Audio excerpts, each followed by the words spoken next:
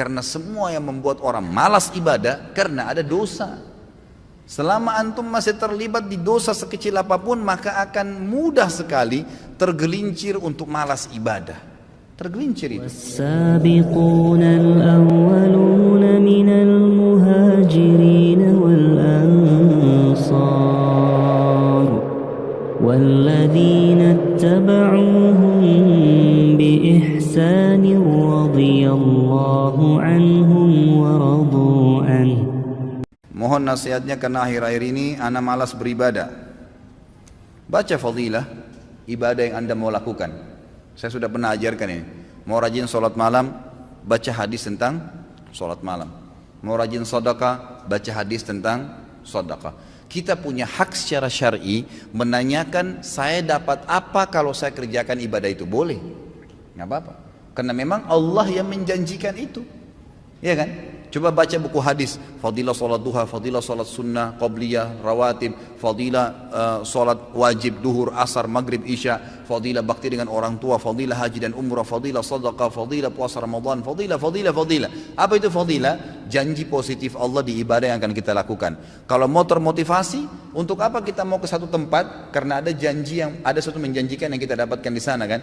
Untuk apa kita kerja satu perusahaan? Karena ada janji gajinya lah, prestasi dan seterusnya. Begitu, manusia memang kalau dijanjikan baru mau bergerak. Maka wajar kita baca janji Allah di ibadah itu kita akan termotivasi. Yang kedua, jauhi semua fasilitas maksiat. Karena semua yang membuat orang malas ibadah karena ada dosa.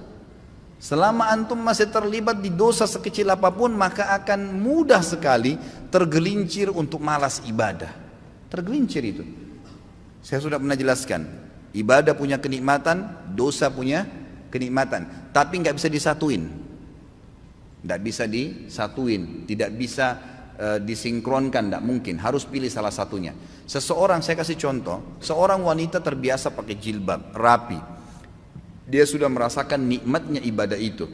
Tiba-tiba kedatangan satu orang laki-laki di rumahnya, sepupunya atau yang bukan mahramnya, lalu dia kelihatan tidak pakai jilbab. Bagaimana perasaan dia sebagai muslimah?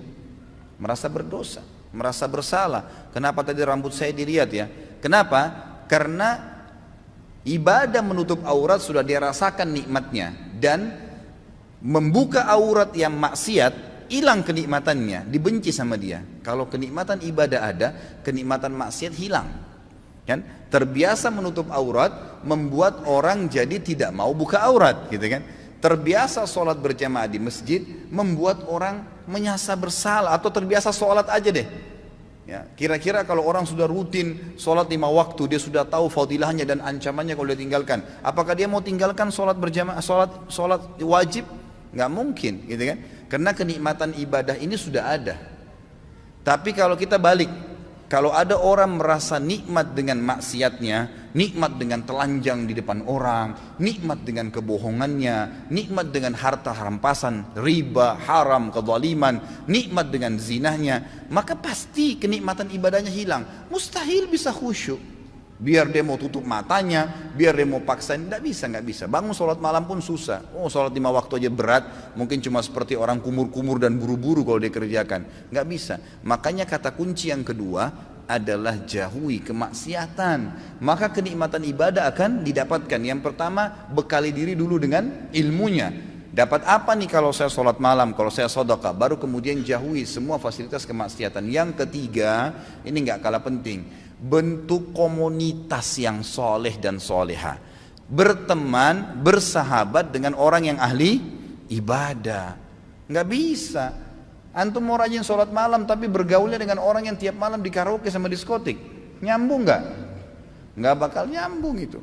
Tapi kalau orang yang memang tidurnya habis isya langsung, atau dari majelis ilmu seperti ini terus bubar, Masya Allah, nanti malam ya saya miss call jam 3 kita tahajud ya, ngingatin temannya, pasti. Atau ngomongannya tentang apa, kayak majelis ilmu seperti ini kita 2 jam, 3 jam tunduk, apa yang kita bicarakan? Kalau Allah, kalau Rasul, kisah orang saleh, tulisi pendapat para ulama, ada kenikmatannya, gitu kan?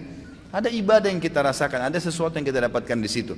Maka teman-teman yang terbiasa dengan ini, nanti dia akan bilang lagi, kayak minggu depan itu atau mungkin ada ustadz ini loh di masjid ini, oh ada ustadz ini di sana kalau pagi, oh ada tablik akbar nanti di sana, oh ada CD-CD-nya Ustadz Khalid tuh di situ, ada ceramahnya si Ustadz Fulan ini di sana. Jadi yang dibahas itu kan, yang dibahas masalah itu. Jadi kita akan terus terbawa dengan pembicaraan yang positif. Makanya boleh mengenal siapapun, tapi bersahabat tidak boleh kecuali orang-orang yang soleh dan soleha. Memang begitu.